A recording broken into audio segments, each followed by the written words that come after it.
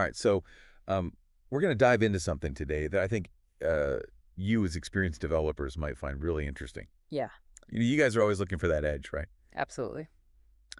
And that's why we're tackling Rust today. Definitely. It's a language that's been turning heads, especially for those of you working on performance-critical applications. That's right. So, Yeah. It's Good. it's designed to be incredibly fast and safe. Almost like a modern take on C++, but with some really innovative features. Yeah, and I've heard a lot about this memory safety thing. Yes. It sounds almost too good to be true. Yeah. Like, ab- can you really have that level of control without the performance hit of garbage collection? You absolutely can. And that's one of Rust's major selling points. Okay. It uses a system called ownership to manage memory. Hmm. Basically, every piece of data has a single owner at any given time. Okay. I'm intrigued, but I've got to admit, ownership sounds a bit abstract. Sure. How does that Sure. actually work in practice? So think of it like this. When you pass data to a function in Rust, you're actually transferring ownership of that data. Interesting. The function becomes the new owner and is responsible for cleaning it up when it's done. So it's not just copying the data. Right. It's like moving it entirely. Exactly. That's a pretty significant departure from how most languages handle things. Exactly. And it's what allows Rust to prevent a whole category of memory errors, like dangling pointers and data races, Right. all without needing a garbage collector running in the background. I can already see how that would be incredibly valuable, Yeah. especially in scenarios where even a tiny memory leak could be disastrous. Precisely. And what makes it even more powerful is that the compiler enforces these ownership rules at compile time. Oh, wow. So if your code violates the rules, it won't even build. Huh. You essentially get a safety net built right into the language. That sounds amazing from a security and reliability standpoint. Yeah. But wouldn't all this checking and transferring of ownership make things slower? Surprisingly, no. Really? Rust is designed for speed. Okay. It's often compared to C++ in terms of raw performance, which is pretty impressive for a language with such strong safety guarantees. So it's not just safe, it's actually fast. It really is, and that speed makes it suitable for a wide range of applications. Yeah. From embedded systems to game development where performance is absolutely critical. Now, another area where performance really matters is concurrency. Right. And honestly, writing concurrent code can be a nightmare in many languages. Oh, yeah, for sure. Is Rust any different? It is, and in a very good way. Okay. Rust's ownership system extends to concurrency as well. Okay. It prevents common concurrency bugs like data races by ensuring that only one thread can have write access to a piece of data at any given time. So it's like having a built-in traffic cop directing the flow of data between threads, Exactly. making sure no collisions occur. Yeah, That sounds incredibly valuable for anyone building complex multi-threaded systems. exactly. And it's one of the reasons why Rust is gaining traction for things like web servers. Yeah. And other applications that need to handle a lot of concurrent requests, it gives you the power of concurrency without the headaches of traditional approaches. Okay, Yeah. that's interesting. Mm-hmm. Okay, I'm sold on the safety and performance aspects, Good. but let's be honest, no language is perfect. Right. What are some of the downsides of working with Rust? Sure. I've heard it can be a bit tricky to learn.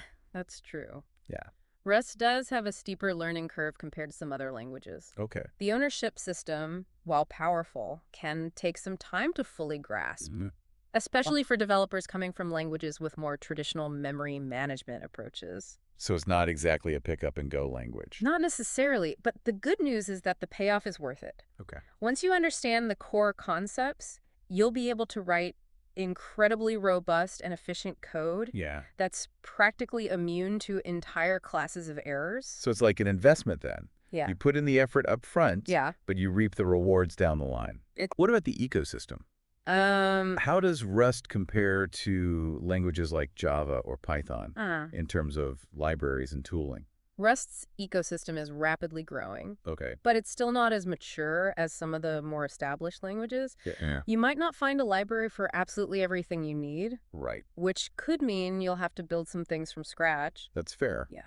But I imagine the community is pretty active. Yeah. Given how passionate Rust developers seem to be. You're absolutely right. The Rust community is incredibly vibrant and helpful. Okay. You'll find excellent documentation, active forums, and a real willingness to help newcomers. Yeah. Plus, the package manager, Cargo, is a real joy to work with. Cargo. Yeah. Tell me more about that. Cargo handles everything from building and running your code to managing dependencies Okay. and publishing your own libraries. Uh-huh. It's known for being user-friendly and well-designed, Okay. which makes the development process much smoother. So even if the ecosystem isn't as vast as some other languages, the tooling and community support can help bridge that gap. Absolutely. And the ecosystem is constantly expanding. Yep. More and more libraries are being created every day, Right. which makes Rust increasingly viable for a wider range of projects. Now let's talk practicality. Okay. What about the job market for Rust developers? Yeah. Is it realistic to expect to find a Rust-specific job right now?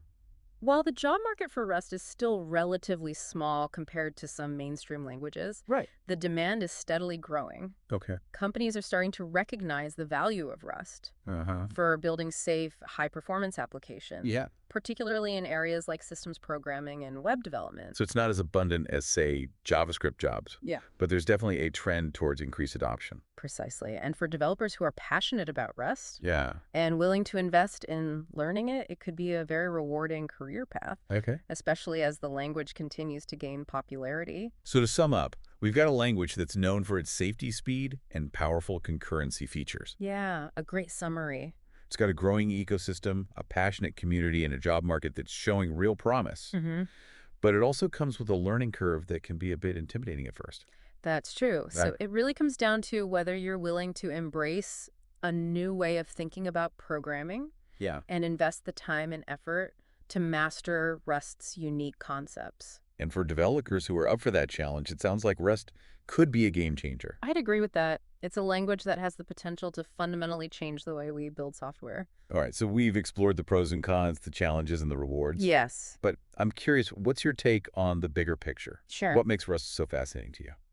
What I find most fascinating about Rust is that it's not just a language, it's a philosophy. Interesting. It's about empowering developers to build incredibly reliable and efficient software Yeah. without sacrificing expressiveness or productivity.